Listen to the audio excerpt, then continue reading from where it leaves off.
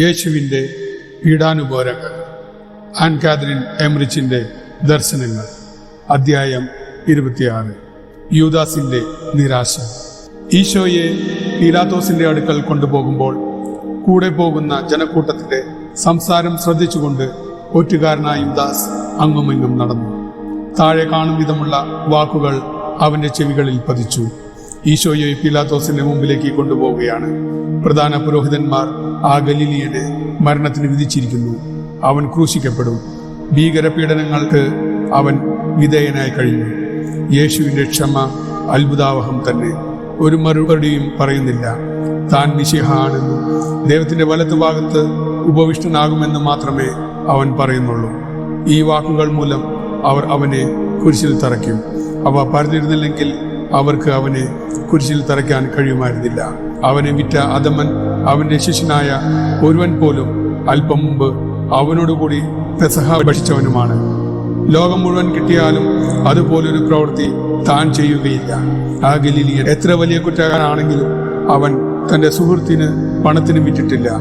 അവന്റെ ശിഷ്യനായ നികൃഷ്ടൻ അവനു മുമ്പ് എത്രയോ കൂടുതൽ മരണശിക്ഷ അർഹിക്കുന്നു. മനോവ്യതയും കുറ്റബോധവും നിരാശയും യൂദാസിനെ ഗ്രസിച്ചു. അവിടെ നിന്നും ഓടിപ്പെടാൻ പിശാച് അവനെ പ്രേരിപ്പിച്ചു.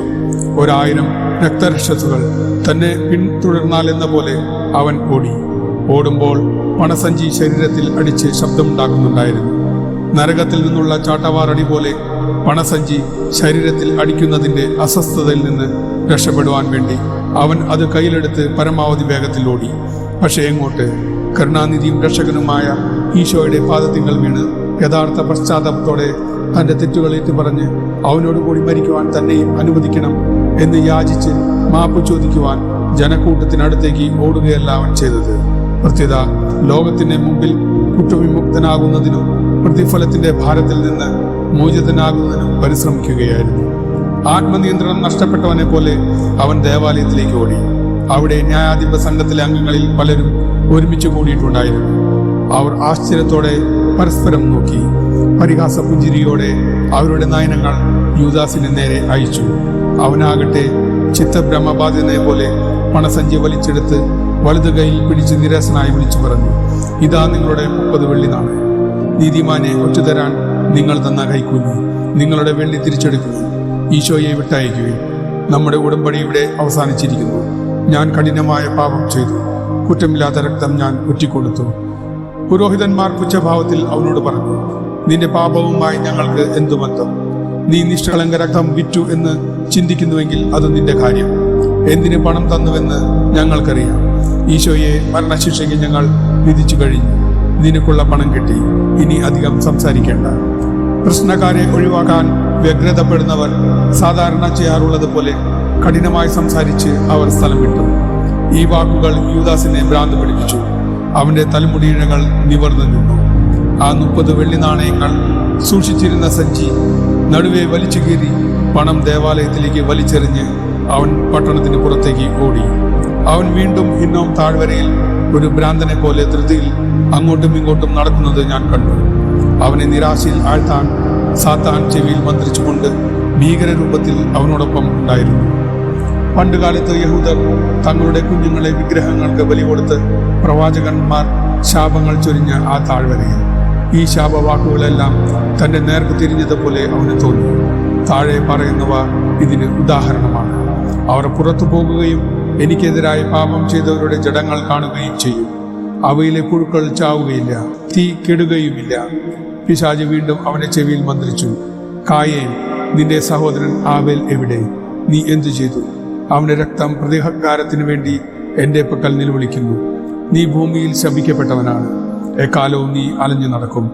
അവൻ കെദ്രോൺ അരുവിയുടെ അടുത്തെത്തിയപ്പോൾ ഒലിവുമല കണ്ട് ഞെട്ടിത്തിരിഞ്ഞു. വീണ്ടും അവന്റെ ചെവിയിൽ ഈ വാക്കുകൾ മുഴങ്ങി, സ്നേഹിത, നീ എന്തിനു വേണ്ടി വന്നു? യൂദാസെ, ചുംബനം കൊണ്ട് നീ മനുഷ്യപുത്രനെ ഒറ്റിക്കൊടുക്കുന്നുവോ? ഭീതി അവന്റെ ആത്മാവിനെ ഗ്രസിച്ചു.